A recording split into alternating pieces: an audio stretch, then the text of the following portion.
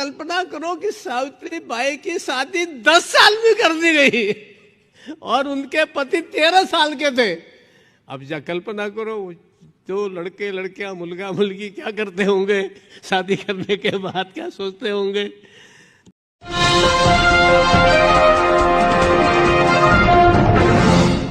नमस्कार साथियों, आप देख रहे हैं नेशन जनमत और मैं हूं विनीत। देश में तमाम प्रदेशों के राज्यपालों की पद की गरिमा कितनी कम हो चुकी है हाल फिलहाल में घट रही घटनाओं से आप समझ सकते हैं। परिस्थितियां यूं पैदा हो गई हैं कि राज्यपालों की कद्र किसी आम विधायक या सांसद बराबर भी नहीं बची है। महाराष्ट्र के वर्तमान राज्यपाल भगत सिंह कोश्यारी जी ने एक बयान दिया। कल बयान देते हुए थोड़ा सा भावनाओं में बह गए। जिस राज्य के राज्यपाल हैं, जहां की मलाई खा रहे हैं, जहां की रोटी खा रहे हैं, जिस थाली में खा रहे हैं, उसी को बोल दिया कि मुंबई से अगर गुजरात और राजस्थान के लोग चले जाएं या अपने पैसे को हटा ले तो मुंबई में कुछ है ही नहीं, मुंबई कंगाल हो जाएगा। मामला गर्मा गया और मामला इतना गर्माया कि पूर्व मुख्यमंत्री उद्धव ठाकरे ने बाकायदा धर के धुन दिया।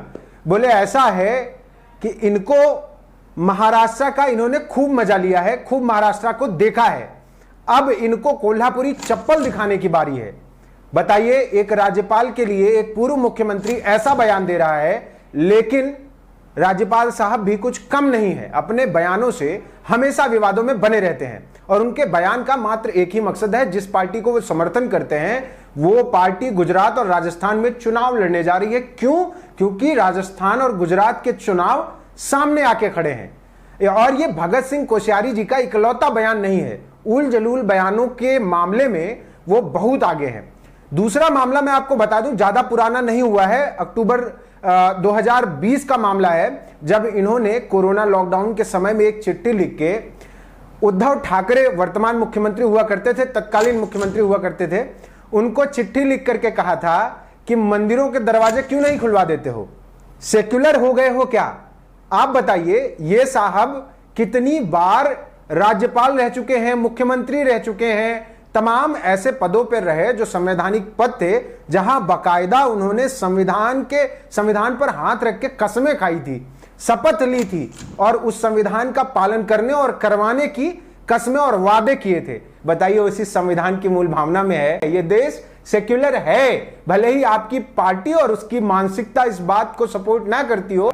एक बार, अभी ज्यादा नहीं, 5 महीने पहले भगत सिंह कोश्यारी साहब बड़े जो है आवेश में आ गए, बयान दे रहे थे, बोलते बोलते बहक गए। बिना समर्थ गुरु रामदास के छत्रपति शिवाजी का क्या महत्व है? अब इस बयान पर बवाल क्यों मचा? क्योंकि यह बयान इनकी पार्टी की मानसिकता को सूट जरूर करता है, पर छत्रपति शिवाजी महाराज का इस बयान से कोई लेना देना नहीं है। उन पर ब्राह्मणवाद और एक ब्राह्मण गुरु थोपे जाने की कोशिश थी। उनके अपने किए गए कार्यों को, उनके पौरुष को जिस तरीके से छद्म किया जा रहा था ब्राह्मणों से जोड़कर, वो गलत था और उस पर विरोध शुरू हो गया। मामाजी देशमुख एक इतिहासकार हैं, उन्होंने बाकायदा अपनी एक रिसर्च के बाद लिखा था कि शिवाजी महाराज के इकलौते गुरु संत तुकाराम थे और उनकी मां जीजाबाई थी।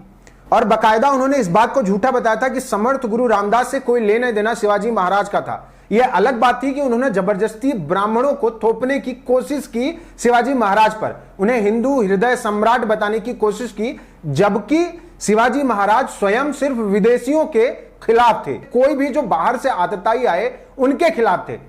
कहानियां सुनाई जाती हैं कि अफजल खान की किस तरीके से शिवाजी महाराज ने हत्या की थी, लेकिन उसके बाद यह नहीं बताया जाता कि किस तरीके से शिवाजी महाराज ने मनुस्मृति के खिलाफ जाके एक ब्राह्मण की हत्या की थी। उन्होंने कृष्ण भास्कर कुलकर्णी, जो कि एक ब्राह्मण था और अफजल खान का बाकायदा अंगरक्षक था, उसका वहीं अपनी तलवार से गला काट दिया था। इसकी कहीं चर्चा, इसका कहीं प्रचार नहीं किया जाता है। हम आते हैं अगली बात पर। जो लोग कहते हैं कि हिंदू हृदय सम्राट छत्रपति शिवाजी महाराज हैं, उनको बता दें कि वो बहुजन प्रतिपालक है, ना कि हिंदू हृदय सम्राट। उनके नाम से हिंदुओं को जोड़ने का ये जो पुरजोर कोशिश है भाजपा करती रहती है और उसमें साथ देते हैं ऐसे ही संवैधानिक पदों पर बैठे हुए जिनको निष्पक्ष माना जाता है, लेकिन अपने राजनीतिक दल के लिए काम कर रहे होते हैं, ऐसे ही भगत सिंह कोश्यारी जैसे राज्यपाल।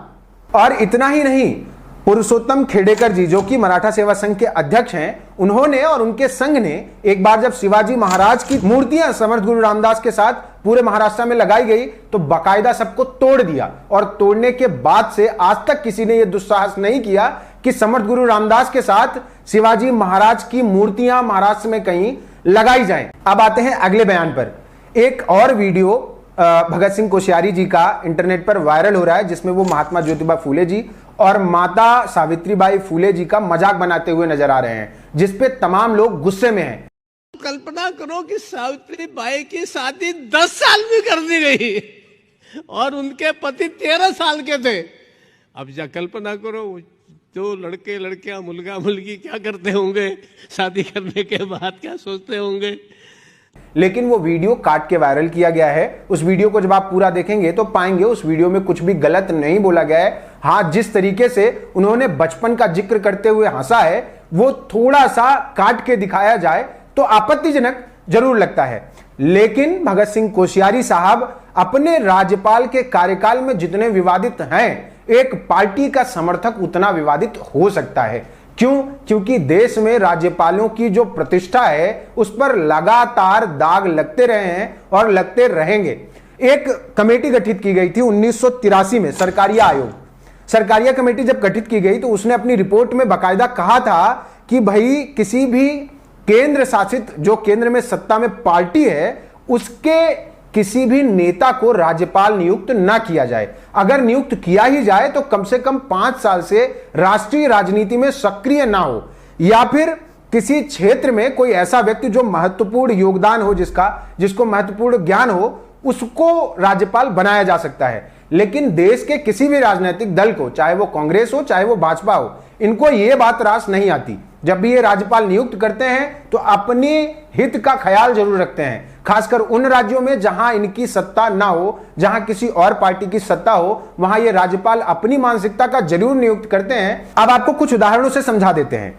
कभी उत्तर प्रदेश के राज्यपाल हुआ करते थे रामनाईक जी। जब रामनाईक जी उत्तर प्रदेश के राज्यपाल थे तो उत्तर प्रदेश में मुख्यमंत्री थे अखिलेश यादव, जो कि समाजवादी पार्टी से थे, और केंद्र में सत्ता थी भारतीय जनता पार्टी के हाथ में। जब केंद्र में भारतीय जनता पार्टी के हाथ में सत्ता थी, रामनाईक जी ने क्या किया, अपनी पार्टी के एजेंडे के तहत बाकायदा अखिलेश यादव के खिलाफ बोलते रहे, उलझुल बातें करते रहे, सिर्फ इस चक्कर में कि उनके राजनीतिक जो एजेंडे हैं वो फिट बैठते रहें और किसी भी तरीके से अखिलेश यादव को नीचा दिखा सकें या उनके खिलाफ बोल सकें।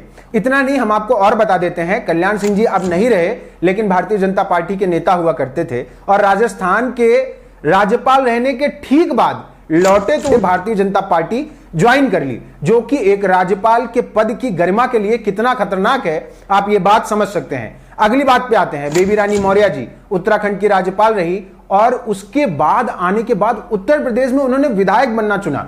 सोचिए, राज्यपाल जैसी एक गरिमामयी प्रतिष्ठित पदवी पाने के बाद, उस पद पे रहने के बाद आप आके किसी राज्य में विधायक बन जाएं। इससे साफ पता चलता है कि राज्यपालों की मानसिकता क्या है। और एक बात, ये सारे लोग भारतीय जनता पार्टी समर्थित लोग थे।